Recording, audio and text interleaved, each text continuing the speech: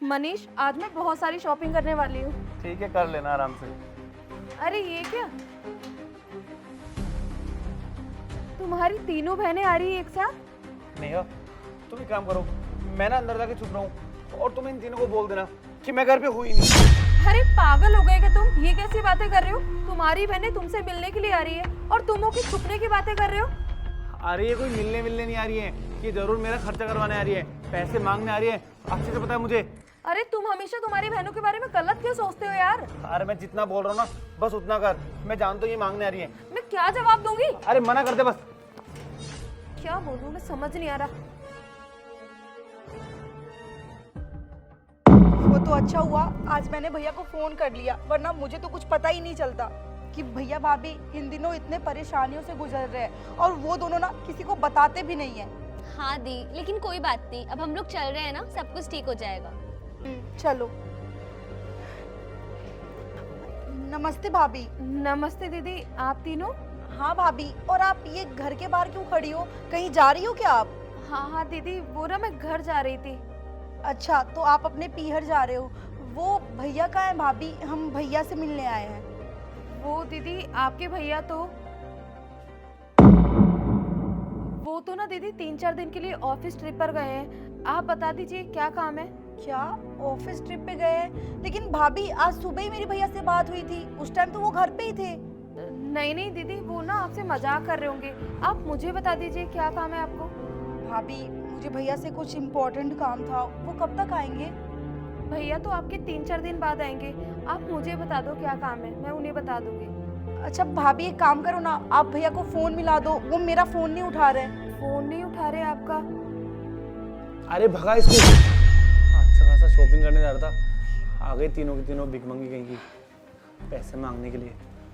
दीदी मैंने ना थोड़ी देर पहले उन्हें फ़ोन किया था, लेकिन वो मेरा फ़ोन भी नहीं उठा रहे। जब उठाएंगे ना तब मैं उन्हें बता दूंगी कि आप तीनों घर पर आई थी। भाभी प्लीज़ आप समझने की कोशिश करो ना, भैया से बात करना अभी बहुत ज़रूरी है, हमें ना बहुत ज़्यादा ज़रूरी काम है उनसे। एक बार और हमारे कहने से आप फ़ोन ट्राई करो, हो सकता है अब उठा ले वो। दीदी हो सकता है अभी वो ड्राइव कर रहे हो, इसलिए आपका फ़ोन नहीं उठा रहे हो। जब वो देखेंगे ना तो खुद आपका फ़ोन उठा लेंगे वो। आप एक काम करो, कोई ज़रूरी काम है ना तो मुझे बता दो। वो भाभी ये ना मेरी सोने की चैन है, इसे आप भैया को दे देना। और ये भाभी मेरी तरफ से थोड़े से पैसे हैं, आप भैया को दे दीजिएगा। लेकिन दीदी आप लोग ये क्यों दे रहे हो मुझे? आपको क्या लगता है भाभी, अगर आप हमें कुछ बताओगी नहीं तो हमें पता नहीं लगेगा? हमें ना सब कुछ पता लग चुका है। आज सुबह ही ना भैया की प्रिया दी से बात हुई थी। हेलो भैया, मुझे ना आपसे जरूरी बात करनी है। बात करनी है? क्या बात करनी है बहन? वो भैया ये ना नया बिजनेस स्टार्ट कर रहे हैं, तो उसके लिए ना इनको कुछ पैसे कम पड़ रहे थे, तो इन्होंने कहा था आपसे बात करने के लिए। तो बस हमें 5 लाख रुपए चाहिए थे आपसे। हाँ थोड़े बहुत पैसे पड़े हैं, लेकिन 2-3 हज़ार रुपये से तुम्हारे बिजनेस में कैसे चलेगा? और वैसे ही बहन, अब तुझे ना हमसे बात करे बहुत टाइम हो गया शायद, इसीलिए तुझे पता नहीं है कि अभी मेरी कंडीशन कैसे चल रही है। मेरी दुकान में ना पूरा लॉस लगा हुआ है, मेरा धंधा वैसे नहीं चल रहा, और ऊपर से ये मकान की किस्तें, मैं तो अपनी किस्त भी नहीं चुका पा रहा काफ़ी टाइम से। तो मैं तेरी हेल्प कहाँ से करूँगा? हाँ तुझे पता है रोज़ ना किस्त वाले आते हैं घर के बाहर और आकर के लाइन लगा लेते हैं, पैसे मांगते हैं। कई बार तो मुझे और तेरी भाभी को ना छुपना भी पड़ जाता है।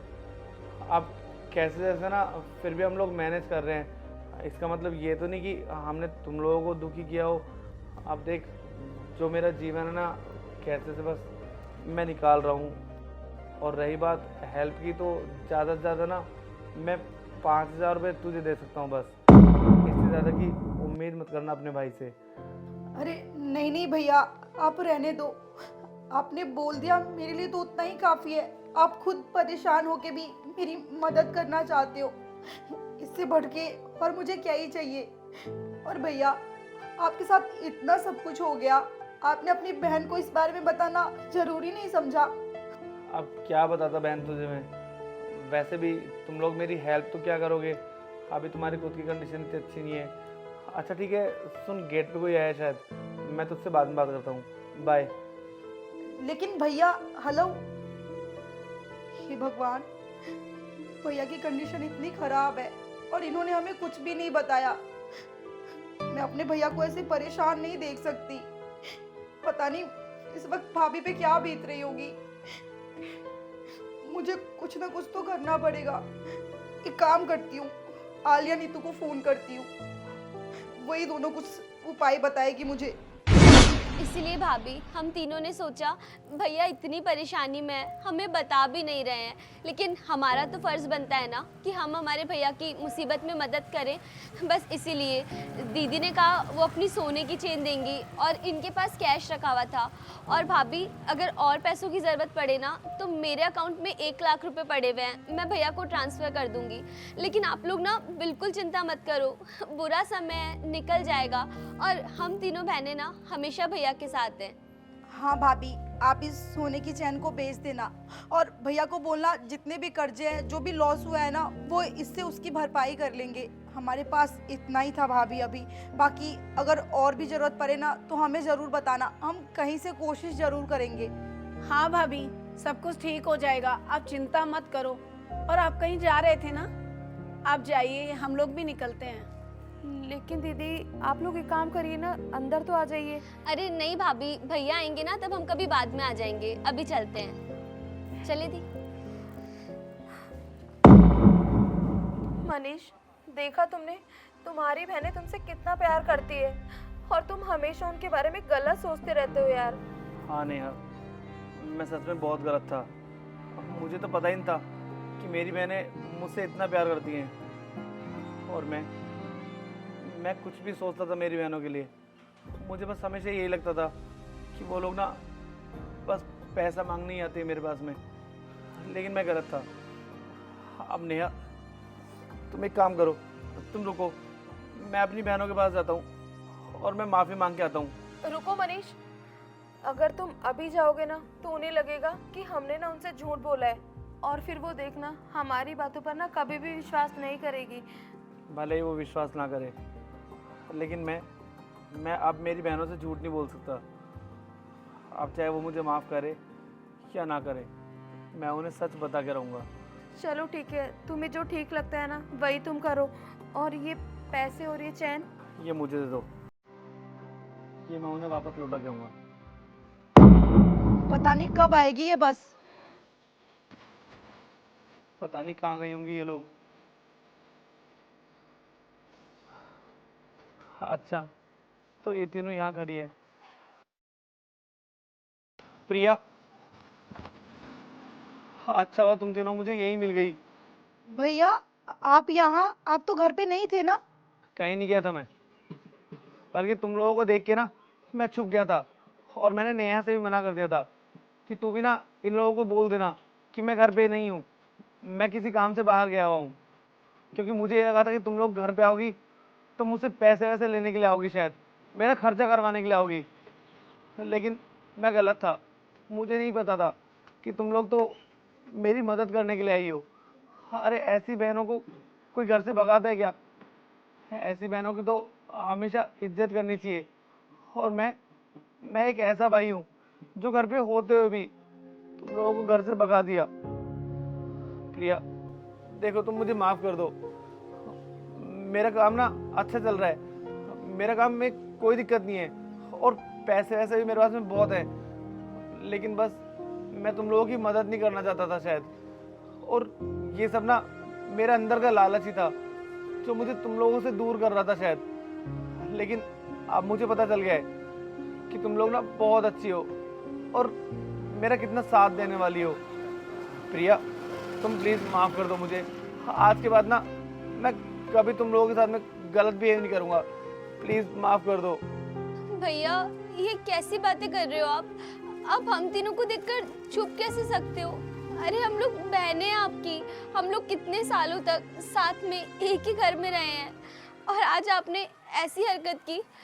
आपको पता है भैया, जब प्रिया दी ने आपको कॉल किया और आपने अपनी परेशानियों के बारे में बताया, प्रिया दी ना इतनी ज़्यादा परेशान हो गई थी।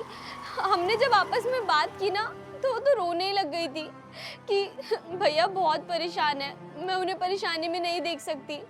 और भैया हम दोनों से भी ना ये चीज़ बिल्कुल नहीं देखी गई, इसीलिए तो हम तीनों बहनों ने ये डिसाइड किया कि चाहे कुछ भी हो जाए हम लोग ना हमारे भैया की ज़रूर मदद करेंगे।